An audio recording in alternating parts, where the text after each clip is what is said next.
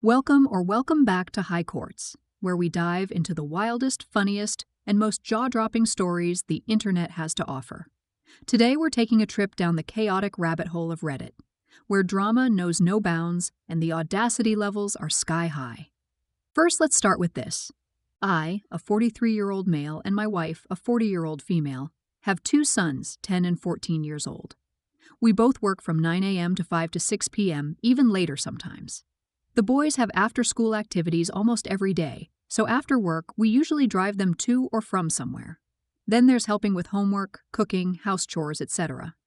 The weekends, though less busy, are also filled with chores, driving, visiting family, and such. In sum, we have little time for ourselves as a couple, and almost no time alone individually. This year, my company is giving everybody a birthday off. Mine is a Monday, a couple of weeks from now. When I told my family this, they were excited. My wife said that I should swing by her workplace in order for us to have lunch together. The kids said that I should pick them up from school to have lunch. I said sorry, but I was planning on having the day to myself. They were a bit disappointed, and I felt a bit guilty. I love my family, but I was planning on going near the beach, walking a bit, and having a nice meal enjoying the ocean view, eating no other sound but the waves and the seagulls. Besides, I'll be spending my actual birthday with them. We're going away for the weekend. So Reddit, am I in the wrong for being kind of selfish and wanting to spend a day alone? Let's start judging. No one is in the wrong. I love my family dearly and also believe wholeheartedly in time to ourselves once in a while. I usually take one day a year, but sometimes two, to not be around anybody. It sounds like they're sad because they would like to spend some special time with you, so make the time another day if you can. Their reactions are mild and not idiotic. They'll get over it. While I do not think you're an idiot, from the sounds of if you and your wife do not get alone time, and I would love to have a private lunch with my husband. So I do hope you explain to her about this not being about her, because a woman could internalize this shutdown very quickly and be very hurtful.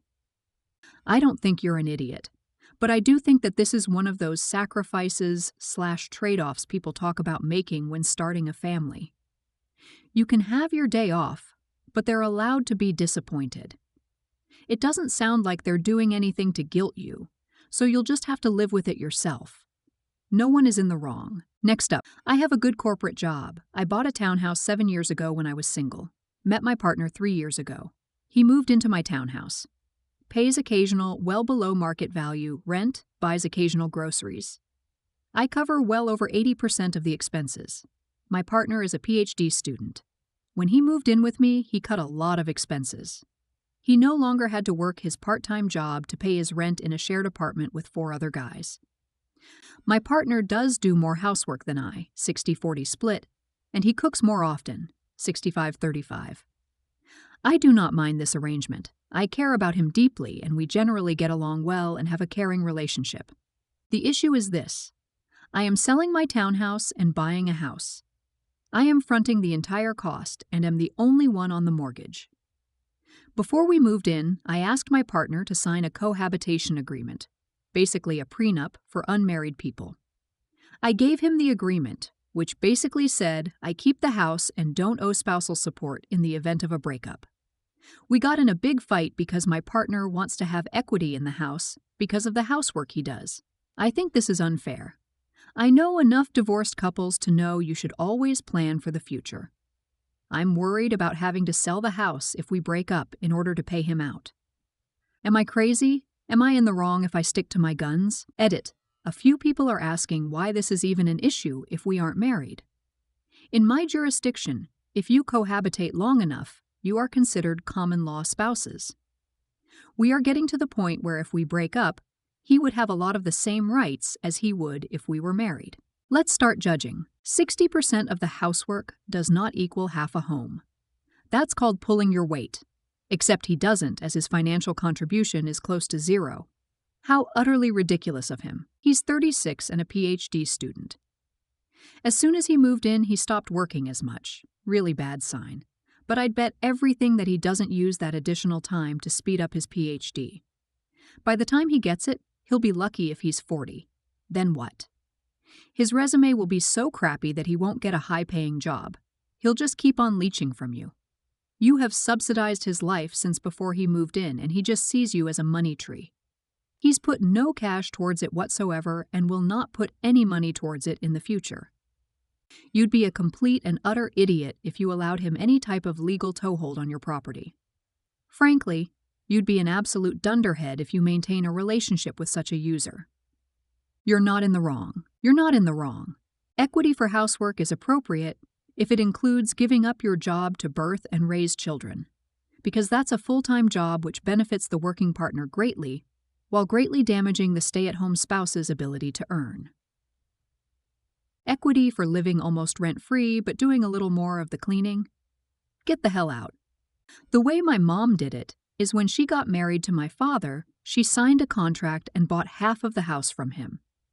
I'd ache if she paid right away or over time. She was a single mother of a teenager. It was for different reasons, but maybe a similar arrangement could work. I don't think doing all of the chores would even equal the value of a house. I mean, theoretically, you'd pay a cleaning lady $100 to clean it every week, theoretically. Maybe a teenager $20 to mow the lawn. $100 for repairs here and there unless a remodel is required. That is nowhere near the cost of a house. Next up, my wife, who is 40 years old, has a 19-year-old daughter, Meg, who is starting her second year of college. Meg attends a state university located about a 4-hour drive from where we live. She started her classes roughly 2 weeks ago. Meg has taken out loans to pay for her education and lives on campus, which means she does not have to pay rent and has access to meals through the campus dining facilities. Over the summer, she worked and saved up a fair amount of her own money. Nonetheless, we still provide her with $100 per month to help her out. This past weekend, my wife received a call from Meg at 3 a.m. It was one of those moments every parent dreads because calls at that hour are rarely good news. Thankfully, Meg was safe, but she informed us that she had been arrested. She explained that she had attended a party with friends and had too much to drink. While walking back to her dorm with a group of friends, she eventually split off with a smaller group. This smaller group mistakenly approached a house they thought belonged to one of them, but it turned out to belong to someone else. The residents of the house did not take kindly to having their doorbell rung at 2 a.m. and decided to call the police instead of answering the door. When the authorities arrived, Meg and her friends panicked and ran. Unfortunately, Meg was caught and arrested. She called us from jail, asking us to come and bail her out. Upon hearing this, my wife immediately jumped out of bed and began getting ready to leave. I asked her what she thought she was doing, and she said we needed to go get Meg right away. I told her it was 3 a.m. and that a 4-hour drive required me to get at least a bit more sleep first. My wife, clearly upset, pulled the blankets off the bed and insisted we leave right now. I got up and reminded her that we have 2 other children in the house, my 16-year-old stepson and our 9-year-old son. I said we needed to inform them about our plans before leaving, and I didn't want to wake them up at 4 a.m. to deliver that news. Additionally, given my wife's vision issues at night due to her astigmatism, I assumed she wanted me to drive. I told her that I either needed to sleep until at least 7 a.m., or she would have to leave immediately and drive herself. I also mentioned that while Meg was likely scared and uncomfortable, she was safe for the time being and maybe needed to experience some consequences to understand the gravity of her actions. Although my wife tried to argue, I told her I wasn't going to engage in a debate. She could either leave immediately on her own or let me rest for a few hours. Thankfully, she relented and let me sleep, but she woke me up promptly at 7 a.m. and demanded we get in the car. By that time, she had already spoken to the other kids, explaining what had happened and letting them know we would be back later that day. During the entire drive, my wife repeatedly commented on how scared Meg must have been and criticized me for not leaving earlier. I tried to reassure her that Meg would be fine, even if the experience left her shaken. At one point, my wife argued that if this had been my biological son in Meg's place, I would have jumped out of bed immediately to go to his rescue. That remark upset me because I felt it was unfair. I told her that I would handle the situation the same way regardless of which child it was. My stance was clear. If you get arrested at 3 a.m. and expect us to bail you out, you'll have to wait until we are ready to come. However, my wife remains convinced that delaying our departure was inconsiderate of me. Let's start judging. You're not in the wrong. Actions have consequences, and stepdaughter is learning that now. You did the right thing. You're not in the wrong. While it's understandable that your wife was panicking and upset about her daughter being in jail, it's also reasonable for you to want to be rested before making a long drive. Safety should always come first. It sounds like you did consider Meg's well-being by stating she was safe, even if she was uncomfortable. Getting arrested is a serious matter. And maybe it is a good life lesson for her about making better choices and understanding consequences. However, your wife's emotions were high, and it's natural for her to be protective and worried. Communication is crucial in these situations, and you both could benefit from discussing it calmly now that the situation has settled. But no, you weren't an idiot for wanting to be safe and alert on the road, especially when Meg was not in immediate danger. Wanting to drive on enough sleep isn't being an idiot. You are also correct with regards to her needing to experience discomfort. That is the consequence of her own decision. That your wife believes not being scared is more important than experiencing the consequences of criminal activity is unfortunate.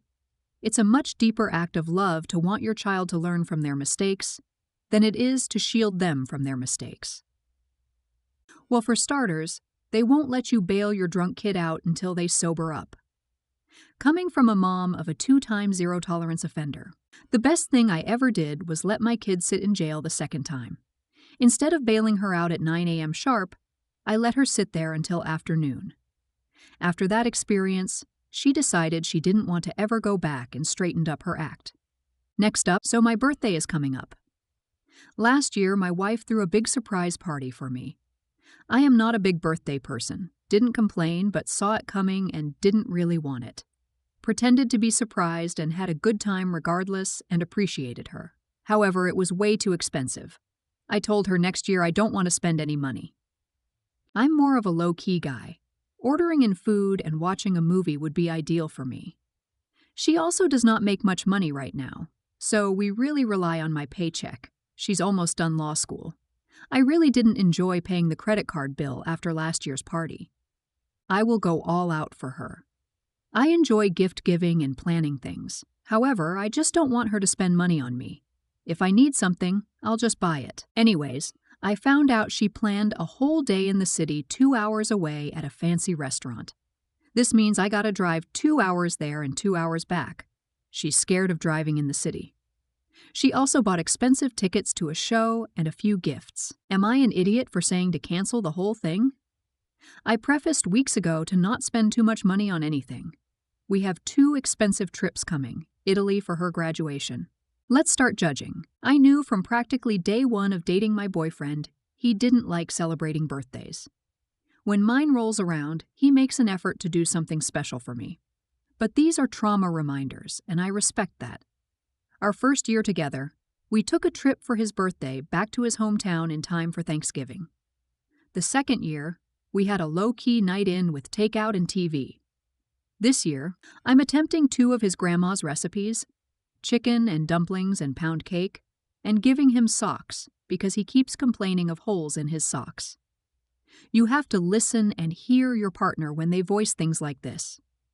It's a love language all its own, understanding how to celebrate your partner the right way. You're not in the wrong. I think in the future just say no surprises and let's plan the birthday together, or at least have her run the plans past you first. I'm not big on birthdays either, and it took me a while to realize that people celebrate birthdays the way they were brought up, and they like to keep the tradition alive. So I learned that birthdays are more than just for the receiver. It allows the family to celebrate the person and spend special time with them. You're not in the wrong. It makes me uncomfortable when people make a fuss over me. My birthdays truly feel like a dreaded chore I must get through. My family ignores my feelings on this. My preference would be to ignore it completely, but apparently other people think they know what I want better than I do.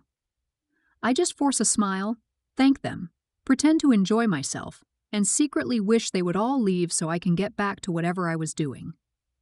My sympathies. Maybe explain to your wife that it really isn't a gift if you have to work triple overtime to pay for it. Next up, I, a 45-year-old female, am separated from my husband, a 41-year-old male. We have 2 kids in primary school. The kids and I moved into a house in March while my husband stayed in our old apartment. We made a commitment to co-parent as collaboratively as possible. I gave him a key to my new home to make co-parenting more comfortable for him when I am out of town for work. Since I moved out, I have been covering all expenses for the kids: clothes, food, school costs, etc. I asked if he could start contributing financially because it was getting tough to do it all on my own. In August, he started giving me $200 every 2 weeks for the kids. A few months ago, the shower caddy in my bathroom fell and it broke the drain stopper in the tub. I bought a new one, but had trouble with it. My husband came over to look at it and said, "I bought the wrong one." He said, "Don't worry, I'll take care of it for you and the kids." He purchased a new drain stopper and came over to install it. 1 week later, he sent me $180 on Venmo with an emoji of 2 kids, suggesting that this was the money to help with the kids' pay expenses. He then sent me a text that said, "I sent you $180. I deducted $20 from the $200 to cover the drain stopper I bought and installed." I told him this was a miserable move on his part, but he insisted that he shouldn't have to pay for the drain stopper for my house. He deducted $20 from his kids' financial support to pay for something that his kids benefit from. So, now I want to ask him to give me the key to my house back. If he is going to nickel and dime, he should not have access to my home. The kids have everything they need at his apartment, so they actually do not need access to my house while I am out of town. So would I be in the wrong if I ask for my key back? I am afraid it might come across as petty. Do his actions warrant me taking my key back and not giving him access to my house? Let's start judging. In general, I would not recommend co-parents having keys to each other's homes. Why? Because it leads to misunderstandings, like yours, or worse, like someone coming in to spy on the ex. You're not in the wrong, but you both need to do a better job at communication. Your husband is an idiot because he took the money for the drain out of the $200 without discussing it with you first. You're not an idiot for being surprised by the change. I would have been surprised as well. But I think you need to take back your key to avoid future misunderstandings. No, you wouldn't be the idiot. You are carrying way too much of the financial load as it stands. He proved he has no idea how much it costs to raise kids, and has no appreciation that you have been covering his end of things. It sounds like it's time for a divorce, court-mandated child support, and court-mandated parenting agreements that include clear boundaries. There is no reason why you should not be able to have legally enforced healthy boundaries and a continued respectful co-parenting relationship. Time to admit that it's over. Go to court, get the divorce and child support calculated by the court. Do it all legally. Also get the key back, or better still, change the locks. You don't know if he would run out and make a copy before giving you the original back.